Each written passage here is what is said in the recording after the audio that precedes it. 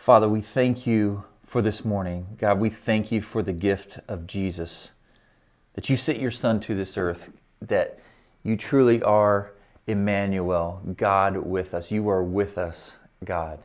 And we thank you for that gift and that promise because of Jesus and because of the life he lived and the life he gave for us and that he rose again, we can have life with you. And we praise you for that in Jesus' name. Amen. Welcome to leaderschurch.com. I'm glad you're with us this morning. My name is Jeremy Thorne. I'm the Minister of Worship and Media here. And I just want to welcome you this morning to leaderschurch.com. If you're with us live, welcome. I know it's the weekend, the Sunday before Christmas, and some of you may already be traveling or have family in and getting prepared for the holidays. So I know it can be busy, and so thank you for taking your time out. If you're joining us in the archives, again, so glad you chose to come and participate with us and learn and hear what God has to say through this message today. So if you joined us last week, you heard the message that Keith brought about clearing and cutting, or if you caught it in the archives. If you haven't, I encourage you to go back. We're almost to the end of this year, of 2013, and it's so amazing that we're already to this point. We only have a few weeks left of the year, but I really want to encourage you to go back and look. You know, it says in Psalm 126, it says, "For the Lord has done great things for us. He has filled us with joy." And I just want to encourage you to take some time right here at the end of the year to go back and look over your year and see what God has done in your life this year. Focus on the things, the gifts, the surprises, the miracles, the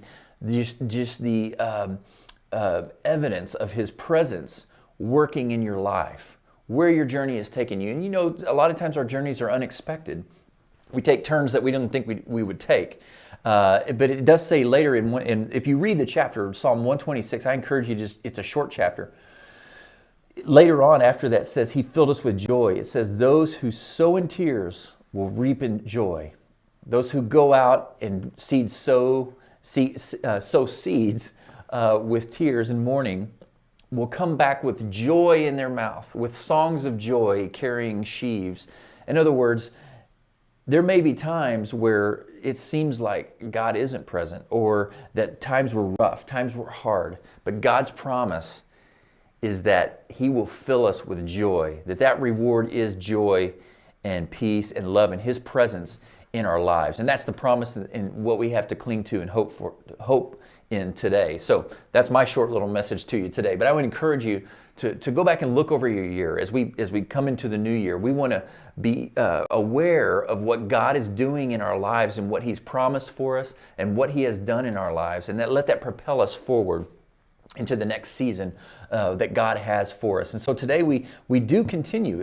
It's not a series in the messages, but what we do is today we're bringing you a message that Keith has delivered before, but it's so appropriate to this season, to the holiday season, in the gift of Jesus, but also where we're headed in our lives, and that is seeing through the natural into the supernatural, having the supernatural eyes that God has, that God wants us to be able to see in the supernatural realm instead of just looking at our physical circumstances. And that really was the gift of Christ. When He was born in Bethlehem, that God, right in the middle of this earth and the world and the physical just weight of sin and distance from God, all of a sudden Jesus appeared.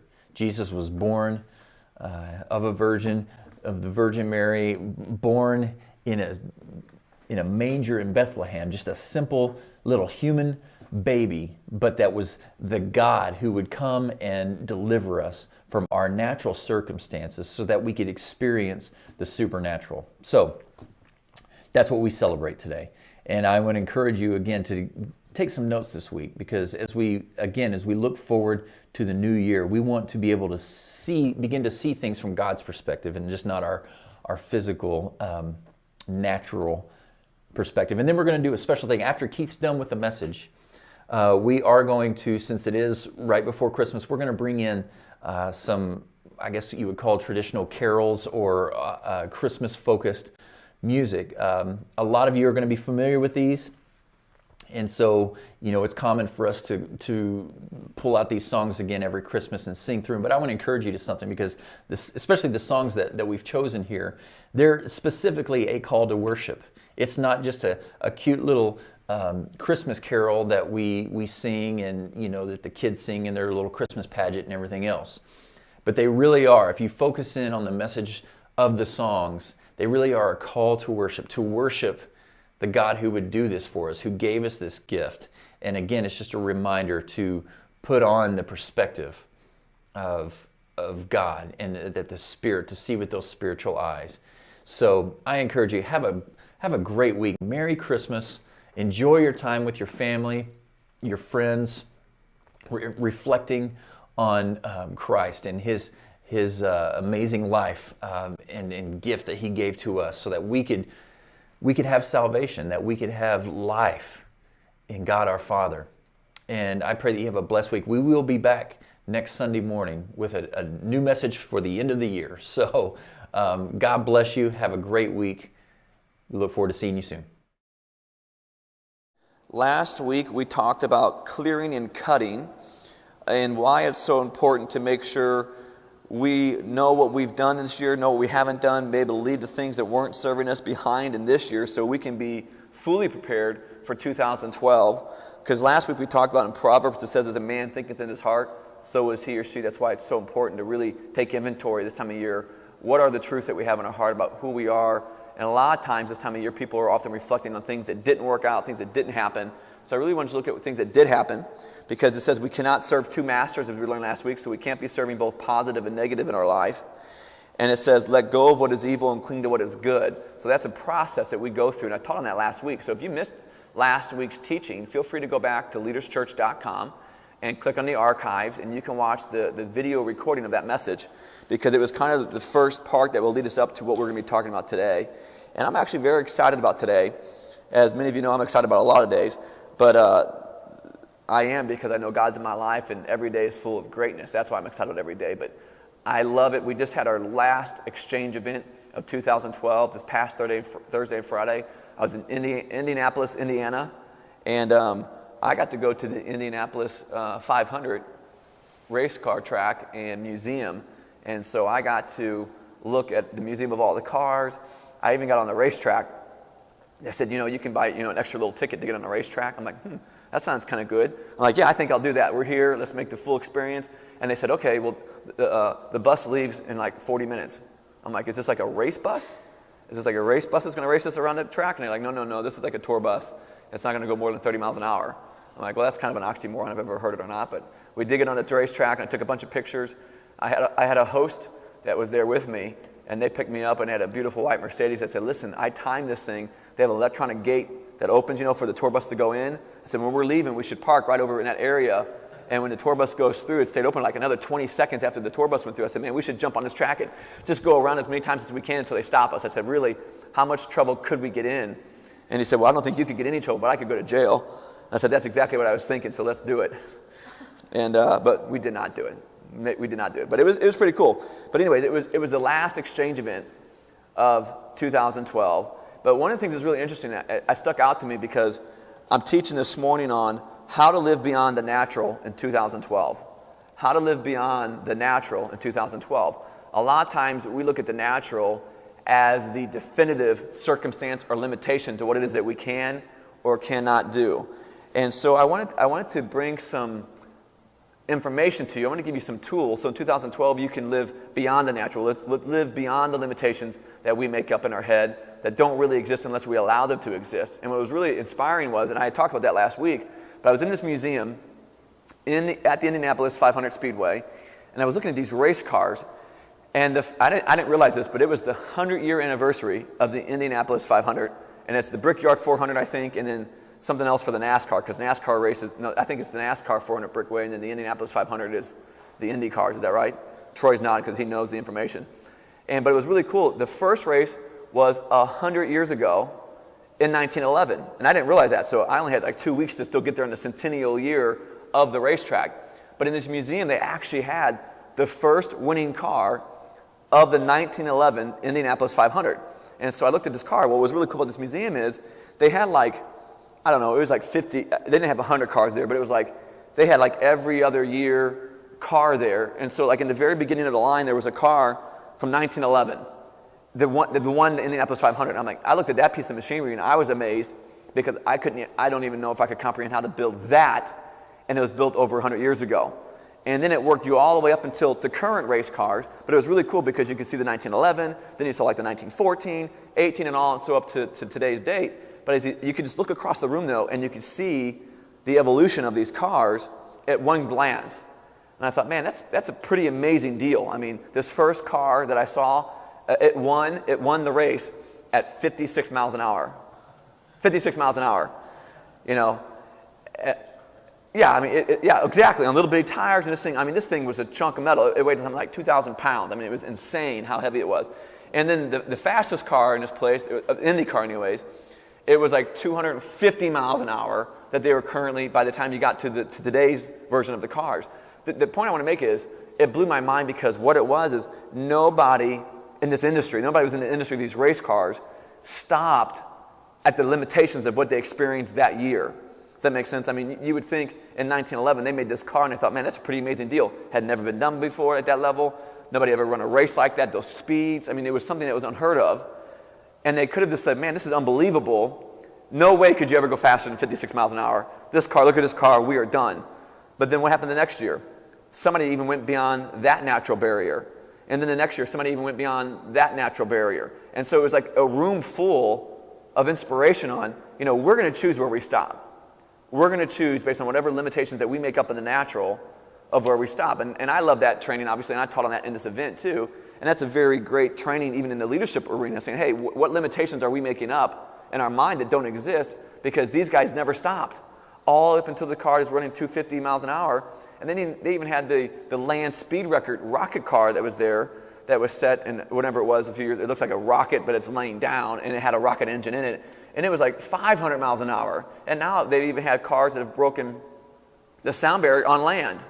The cars are so fast. I mean, it's unbelievable. The point is, they didn't get stuck living in the natural possibilities of what they told themselves was there for that time, and then they didn't say that was it. They continued to progress. And another thing that I was reading just a few weeks ago that reminded me of the same concept, because I believe 2012 could not look a little different for a lot of people. I think it could look a lot different for a lot of people if they'll choose to really dial into what I'm sharing here this morning. 'Cause I'm going to kind of give you the biblical version of what I'm talking about. How do you see beyond the natural in 2012? But I want to tell you one other quick story I read just a few weeks ago. And many of you know I shared a few weeks ago on some ideas that I was creating and writing about, and I just read the biography of Steve Jobs. And one of the things I loved about what I was reading in that book, and I think this was actually an interview that I watched because I got the book, I got a special released collection of articles on him. We recorded several documentaries and different things that were all across the board. So, I mean, I probably had 5 or 6 documentaries, 2 or 3 books of information on him, and just kind of read all about him. And one of the interviews that was not necessarily as popular as some of the ones that aired on everything, he was telling a story about one of his first trips to New York City. And I can remember this because, you know, I went to New York way back in 2001, but I really had my first official trip to New York City a little over a year and a half ago when Michelle and I went. And the city was just mind-baffling to me. I mean, just how big it was, the skyscrapers that were there, the size of these buildings, and to think that somebody, you know, created these buildings, and not only did they create these buildings, but somebody invented and created every single part of what I'm looking at.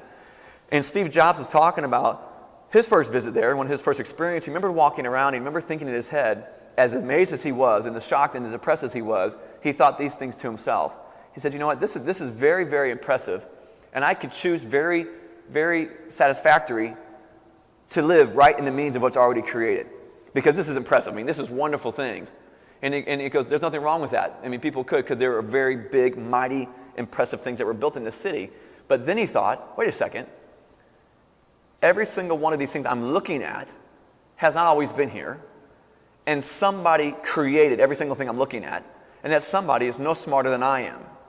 So I have a choice. I can either live within the natural environment that's already been established for me, or I can create something that I want that may be different, because 100 years ago, none of these things were here like they are now. And 100 years from now, somebody's going to be sitting looking back and saying, hey, do I want to sit in these natural circumstances, or do I want to create my own?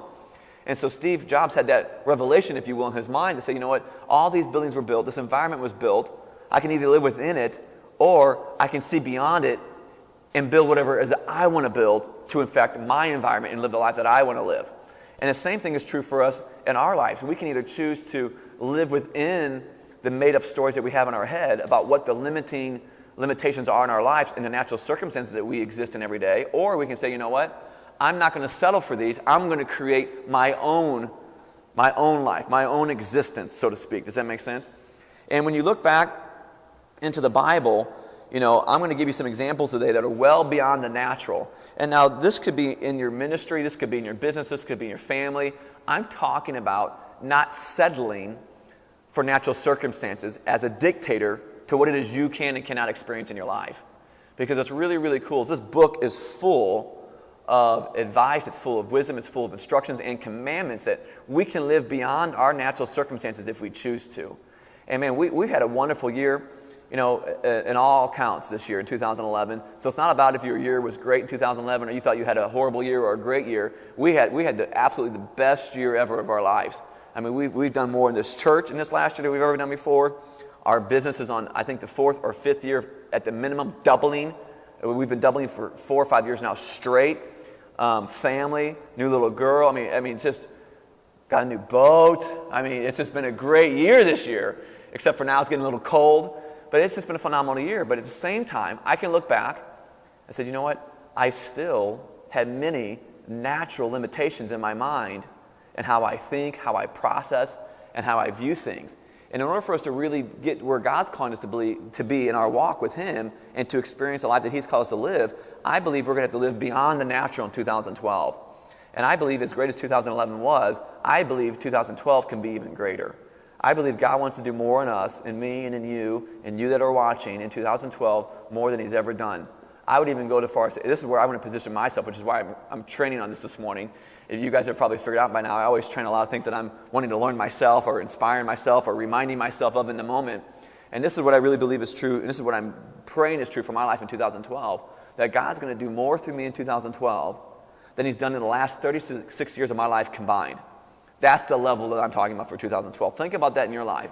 What would that look like? What if you had a year that God accomplished more through you and in you than you've allowed in the last entire life combined?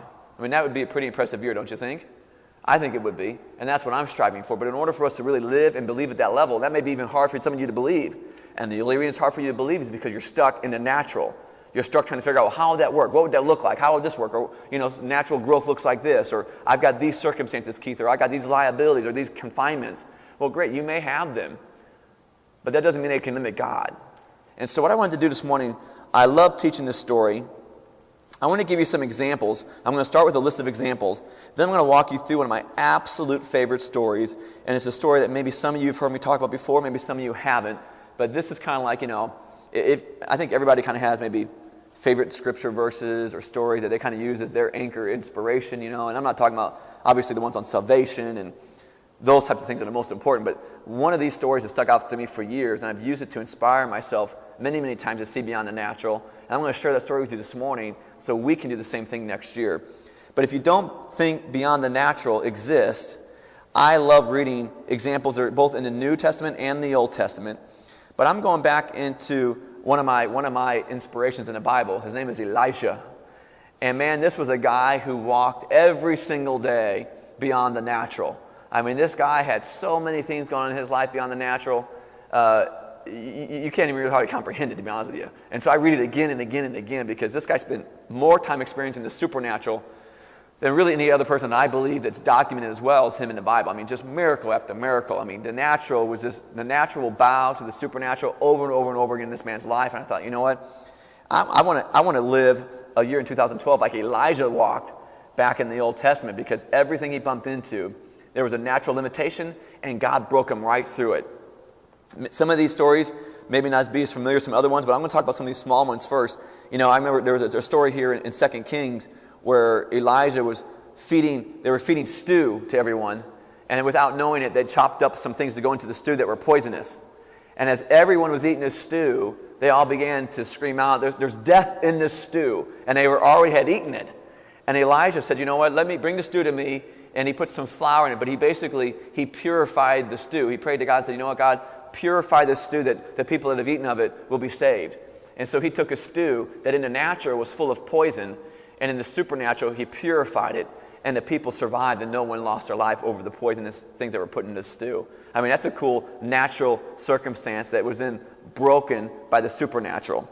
You know, another great one not too long after that, you know, Elijah was with about 100 men, and they were out in their journeys, and it came to a point where they were ready to eat and they were hungry and they needed to eat for nourishment and for energy, but yet they only had 20 loaves of bread. That was all they had. And Elijah said, bring it to me. Now, I know we've all heard Jesus feed the 5,000 with the 12 loaves and the different things, and it happened several times Jesus did. But this story is not as familiar. You know, even in Elijah's life, you know, he had 100 people around him, and he only had 20 loaves. 20 is still not enough for 100 men that were traveling. And men, everything's always counted by the men, but it doesn't mean that the men were the only ones there. The men had their wives and their children and everything else. So this group of 100 was probably closer to 300 to 500 by the time you add in the women and their children and everything else. And so they broke these breads, they prayed over them, and God said, you know, Elijah prayed to God and said, in the natural, we only have 20 loaves, but we all need to eat. And so he anointed, and Elijah told him to feed it to him because there would be leftovers. God had told him to feed it, don't believe in the natural, look to me in the supernatural, and they collected leftovers with 20 loaves. So I mean, that's a great natural circumstance that was broken by the supernatural. Now, another one, not too long after, a widow had some oil. Again, they were coming to collect the debt, and they didn't have enough to collect the debt. So this widow was going to have to give everything they had, and they were going to lose their home and everything they had. And she came to Elijah and said, they're coming to collect on me, and all I have is this one jar of oil. That's all she had in the natural. All she had in the natural was this one jar of oil. And Elijah told her, well, go out and collect as many other jars as you can from all your friends and bring them into your house, and then close the door. And then once you have the door closed and you have all these jars of oil in your home, begin to fill them with the oil out of your jar, because yours will not go away. It'll continue to refill itself. And it didn't make any sense to him, but sure enough, they got the jars. The son came back with the jars. They closed the door, and she poured every one of those jars full of oil and was able to sell them then and trade them for her debt, and they were spared. So in the natural, there was no provision. In the natural, there was a limited resources. Back then, that oil was a form of currency. It would be no different than saying she had $100 or she only had $100 left, and that was it. And to bring in piggy banks and fill them all up with quarters, and your quarters would begin to multiply and everything else. And she did, and she had the faith to do what God told her to do. But imagine that. She had to pour the oil first before she could believe it was going to fill all 100. It wasn't like the jar sat here and all of a sudden they all filled themselves. She had to do something. So she had to see beyond the natural to be able to free herself to actually pour the oil into the other ones, because if I only had $100 left, it would be a bit of a struggle for me to divide it up without knowing that I was going to have more, especially if the collector was coming. Does that make sense? So another great example of the natural bowing to the supernatural. This is one of my favorite ones. It's such a simple, quick one, and such a practical one, because we often tell ourselves, you know, God's so huge and mighty. He shows up in all these huge, miraculous, spiritual ways, and He does. But you know what? He also cares about your practical life. He cares about your day-to-day life. He cares about you. He's going to care about every single day of 2012 in your life. And this is a story about a few men that were doing some work by the river, and they were chopping down some trees to do some work. And as one man was chopping a tree, he dropped his axe into the river, and the axe fell, as any axe would, to the bottom. And the man that had the axe began to panic because it was a borrowed axe. It was not his axe. And back then, you know, if you borrowed something and you lost it or it was stolen and you could not repay it, you were either imprisoned or put to punishment. And sometimes if it was large enough, put to death. And so he's like, the axe is in the bottom of the river. And Elijah came over and said, you know, he prayed, and guess what happened? The axe floated to the top of the river so they could grab it. I mean, we forget about these stories, and we read only certain parts of the Bible sometimes, and we forget how often there are examples. I mean, this is Elijah's everyday life. I mean, think about that. I just gave you 3 or 4 examples. I mean, how cool would it be Elijah and have that supernatural evolving in your day every single day? But he was doing something that other people weren't doing. That's what I want to talk about this morning. We need to be able to look through the natural into the supernatural. One final story, if you think, you know, the axe head's kind of cool, you're going to definitely think this one is cool. He met a Shunammite, an elderly lady Shunammite, older past her years of conception and be able to have a child. Husband's very, very old, and Elijah told her that she was going to have a child, and she laughed and said, "Do not deceive me, for I'm beyond those years." But sure enough, not long later, she conceived and she had a child. The child grew to a certain age, and then all of a sudden he was out working with his father one day, and he told his father, my head hurts, and so he said, "Go see your mother." And so he goes home into the upper room, and the child dies. And so the mother lays him in the bed where Elijah had stayed when he had visited, and went out to find Elijah, because Elijah was not there. So the dead kid's laying in the bed, and they go out and find Elijah. They find him where they bring him back, and they said, send my staff ahead of me and get it to the child and put it on him and see what takes place. So they took his staff, put it on the child, but nothing shifted. The child was still dead. So then Elijah gets there, lays on the child, and begins to pray. And it wasn't long after that the child comes back to life. He raises the Shemite's child back to life. So, you think about natural circumstances, supernatural. You're talking about everything from life to stew to food to everything's covered here. Think about it. Food, finances, life, even tools can be saved if we have our sights in the right place. And so I'm talking about in 2012 rather, how do we live beyond the natural into the supernatural? And now I'm going to take you to one of my favorite absolute stories. And Jeff, you can go to 2 Kings chapter 6, verse 8. 2 Kings chapter 6, verse 8.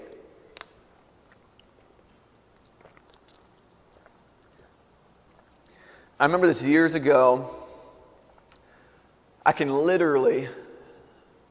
This was 10 years ago. I can remember reading this story, and I was just looking at it, and the reason I love the story is because it has so much in it in such a short period of time. It's just like, it's kind of like the collection reel. You ever watch ESPN? They have the highlights of the week or the highlights of a game. This chapter for me, these few verses I want to read to you this morning, for me it was like one supernatural event after another supernatural event. Just continuation of the natural bound to the supernatural. And I remember reading it so many years ago, and it just shocked me. And I want to read you the whole story this morning. Then I'm going to walk you back through it, because if we can go back through it and look at some things, and we can use Elijah as an example of what it is that we can be in 2012, I believe our 2012 can look a lot like these next few verses in our life and our circumstances. So let's read the story here. We're in 2 Kings chapter 6, verse 8. Now the king of Syria was making war against Israel, and he consulted his servants, saying, my camp will be in such and such a place. And the man of God sent to the king of Israel, saying, beware that you do not pass this place, for the Syrians are coming down there, and you would be captured. Then the king of Israel sent someone to the place of which the man of God had told him. Thus he warned him, and he was watchful there, not just once or twice. So the king of Syria was trying to capture the king of Israel, but every move the king of Syria was going to make, it was told to the man of God, which was Elijah, so he could tell the king of Israel, so the king of Israel could avoid the trap. Does that make sense? Then here in verse 11 it says, therefore the heart of the king of Syria was greatly troubled by this thing. And he called his servants and said to them, will you not show me which of us is for the king of Israel? So he's telling his servants, like, how does the king of Israel keep on figuring out what it is that we're doing? Which of you is for him and not me? And one of his servants said, none, my lord, O king, but Elijah, the prophet, is in Israel, and he tells the king of Israel the words that you speak in your bedroom. Okay? So he said, go and see where he is, that I may send and get him. And it was told to him, saying, surely he is in the city of Dothan. Therefore he sent horses and chariots and a great army there, that they may come by night and surround the city. And when the servant of the man of God arose early in the morning, and there's so much in every single verse here, I'm going to read you the story and we're going to come back to it. And when the servant of the man of God arose early and went out, there was an army surrounding the city with horses and chariots. And his servant said to him, alas, my master, what shall we do?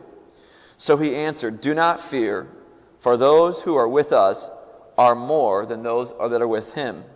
And Elijah prayed and said, Lord, I pray that his eyes, that they may see. And then the Lord opened the eyes of the young servant, and he saw, and behold, the mountain was full of horses and chariots of fire all around Elijah. So when the Syrians came down to him, Elijah prayed to the Lord. He said, strike these people, I pray, with blindness. And he struck them with blindness according to the word of Elijah. Now Elijah said to them, this is not the way, nor is this the city. Follow me, and I will bring you to the man whom you seek. but he led them to Samaria. So it was when they had come to Samaria that Elijah said, Lord, open their eyes of these men that they may see. And the Lord opened their eyes, and they saw that they were inside Samaria. Which this would be like OSU opening their eyes and being in OU Stadium. Or OU opening their eyes and being in OSU Stadium. Now when the king, that's a little football reference for you, those of you that are fans. Now when the king of Israel saw them, he said, Elijah, my father, shall I kill them? Shall I kill them? But he answered, you shall not kill them. Would you kill those whom you have taken captive with your sword and your bow? Set food and water before them, that they may eat and drink, and then go back to their master. Then he prepared a great feast for them, and after they had ate and drank, he sent them away, and they went to their master. So the bands of the Syrian raiders came no more into the land of Israel. Now, that's like if that could be an action movie. I mean, that would make a great movie line. I don't know what would make a great movie. I mean, we're going to back up here, and I'm going to take you verse by verse here again through this, because there's so many things that stick out that Elijah was doing. There's so many things that were taking place in the supernatural. I want to make sure you don't miss them, because when I need to be, and when I want to be, and I want to do more in the supernatural than I've ever done in the natural, I bring myself back to this story. That's why we're here on our last official preaching service, if you will, of 2011, talking about this, because if we can remember this in 2012, we're going to experience something different in 2012, I believe, than we've ever experienced before in my life or in your life. So let's go back to the part of the story. First of all, the king of Syria is speaking in one location to his servants about what he's going to do. And somewhere far off in another location, God was telling Elijah what the king of Syria was going to do. So Elijah could tell the king of Israel so he could be protected. Now, whether you're in business or not, or you have enemies or not, how valuable would it be for you if God could tell you what the people that were plotting against you were going to do so you could do something different and avoid their trap? Would that not be amazing or not? I think it would be phenomenal. For those of us that are in business, think about that. If God would tell you the insights of what your competitors were thinking, or what they were going to do different in the market, or what they were going to do next to gain market share, or try to launch an offensive to you, it'd be no different like that than an example I just gave with OSU and OU. I think OU would have been very thrilled to have heard what OSU was planning before the game that took place the other week.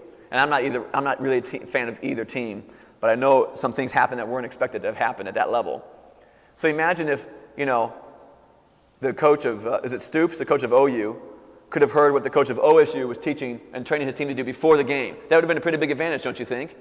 I mean, that's what God could do for us. If we'll listen to his word, he's going to give us insight. I'm not necessarily saying he'll come to you and say, you know what? Well, Troy is going to do this on Tuesday at 2 o'clock.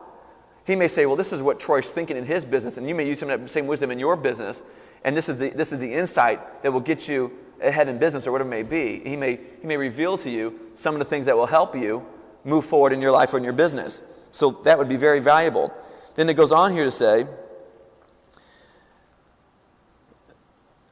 after we talked about this, they sent many horses. So the king of Assyria now, obviously, is a bit upset that Elijah is telling so many secrets to the king of Israel.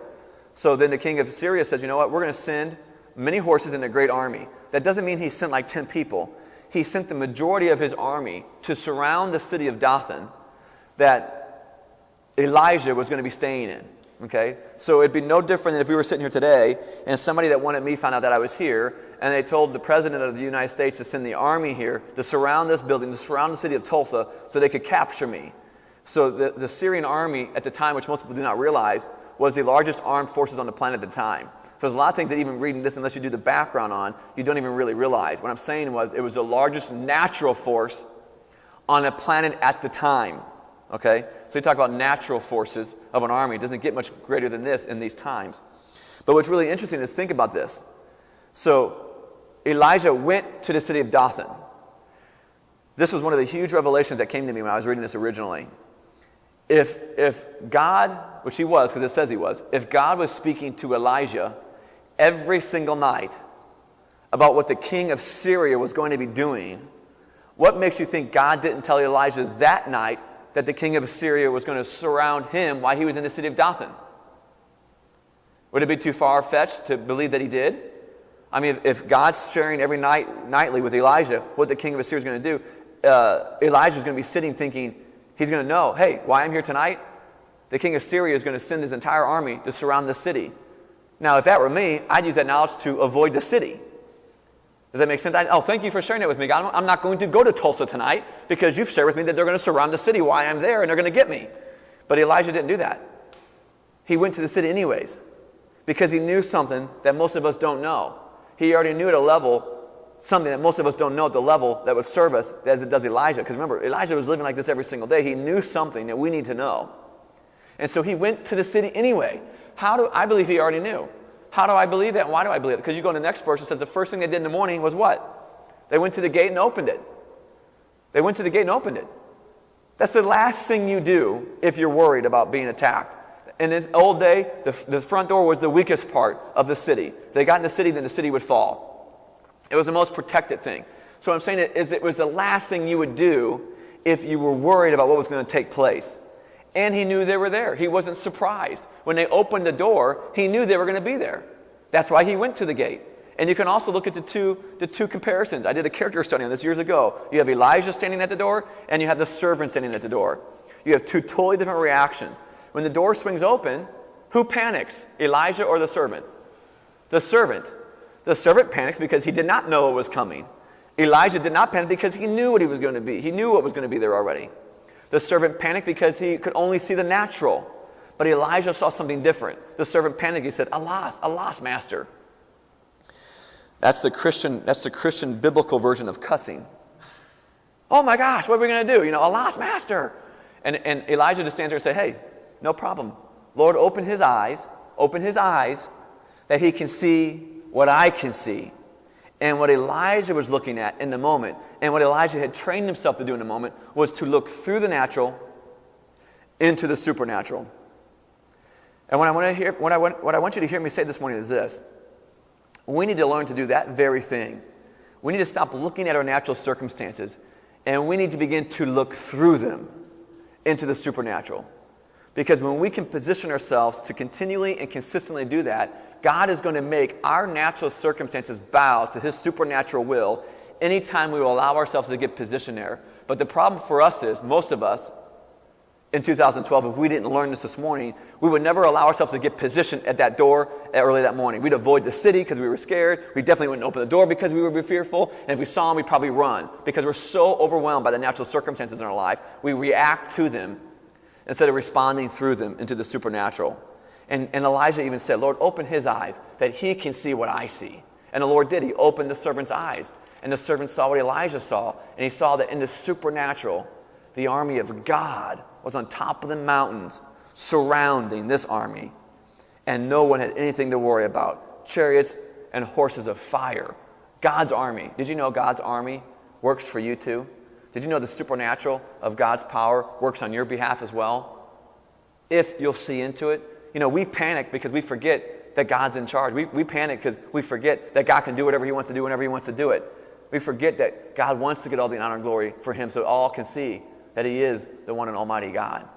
But Elijah knew that. That's why he was calm and collected. As the army came, Elijah said, you know what? God, pray a spell of blindness over this army. Because they came looking for Elijah. They came to him. He said, I'm not the one you're looking for. This isn't the place, but I'll take you to him. So imagine that. Imagine if you had such a partnership that could take an entire army captive by one person and one entity, and that entity being God and the supernatural. They all cast blindness, and he led, one person and a servant, led the entire army into captivity, into Samaria. Because Samaria was the enemy's turf. Samaria is the last place the Syrian army would want to find themselves. And the king of Israel was so excited. He was so excited, he asked it twice. Well, can I kill him? Can I kill him? I would be excited. Think about this. If your enemy got delivered to you on a platter, you'd be pretty excited. That'd be a miracle in and of itself.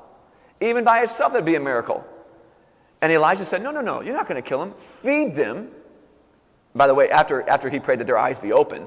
So then their eyes were open and they looked around and saw where they were at as well. And I can promise you, every single member of that army thought for certain they were going to be killed. Because that normally would happen. They thought for certain. I can't tell you how many people I've met that look at their natural circumstances and they look up and they're surrounded by what they tell themselves are insurmountable circumstances, and for sure they are going to perish. But you know what? That all too often takes God out of the formula. We always take God out of the formula too often in our lives. We react to the natural rather than looking through it into the supernatural. And Elijah, God told them through Elijah. No, don't kill them. Feed them, fill them up, and send them back home. When I read this, I was just baffled. I'm like, this army's been harassing Israel forever, trying to kill them. They capture them peacefully, which is a miracle in and of itself. And then he says, no, don't eliminate them. Feed them, fill them up, and send them. In my mind, I'm thinking, why would I set somebody free who's going to come back after me again? That doesn't make any sense. And the whole time I was praying about this, I said, God, you know what? I'm missing something here. I mean, I get it. I love all the miracles. I love the supernatural. I'm passing through so much power here, even in the respective time for this morning. But I said, it doesn't make any sense to me, God. This whole story doesn't make sense to me. You're going to have to help me here. It's like I'm reading this story, and it's almost like you're joking around. It's like almost like you're teasing. Like they come after him, nothing happens. You take him blind, you put him over here, but then you don't kill him. You set him free, you feed him. It's almost like you're mocking the situation. It's almost like a mockery. And man, those words went through my mind. And right when I did that, God jumped in my spirit and said, "That's exactly what I did. That's exactly what I'll do for you as well." And what he told me was this: he goes, "Keith, any time that you will look through the natural into my supernatural and believe in me more than you believe in that, I will make a mockery of your natural circumstances." How many of you would like to have God make a mockery of your natural circumstances in 2012? You know, if I could raise all my appendages, I'm raising all of them for all of you. Think about that. If we will just not be focused on the natural circumstances of our life, and we will look through them as Elijah did in the story into the supernatural, God will always make the natural bow to the supernatural. He'll always do it. He'll never not fail. He'll always do whatever he needs to do to get the most honor and glory. It may not always be what we think needs to be done, but it will still happen. How exciting is that for you? I'm telling you what, here's 3 things I want you to remember. God will make a mockery out of your natural circumstances in 2012. The natural will always bow to the supernatural in 2012. The only control your natural circumstances have over you in 2012 will be the control you give them. I'm not going to give them any. I'm going to continue to stretch myself and my spirit man and my mind in the truths of this Bible and my God to position myself in 2012 that he's going to do more through me than he's ever done before. I'm not going to let any natural fear, any natural circumstance, whether it be people, finances, belief, or disbelief, I'm not going to let any of those things limit me. I'm not going to allow things to limit me that limit other people. Plain and simple. I'm not going to listen to the nonsense that other people listen to. I'm going to position myself and I'm going to listen to the truth, and I'm going to believe what we have said before, and we've talked about it often. It says very plainly, and I read this a few weeks ago, it says, he will do more through us in these times than even Jesus did when he walked on this planet. Think about that statement for a moment. I believe 2012 is going to be that year for me. I want it to be that year for you. The only limiter on it is what we believe is possible. Don't let your natural circumstances become an invisible glass ceiling on what God can do in your life. When you take it off, God can do anything. It says he will do more through us than even Jesus did when he walked on this planet. How exciting is that?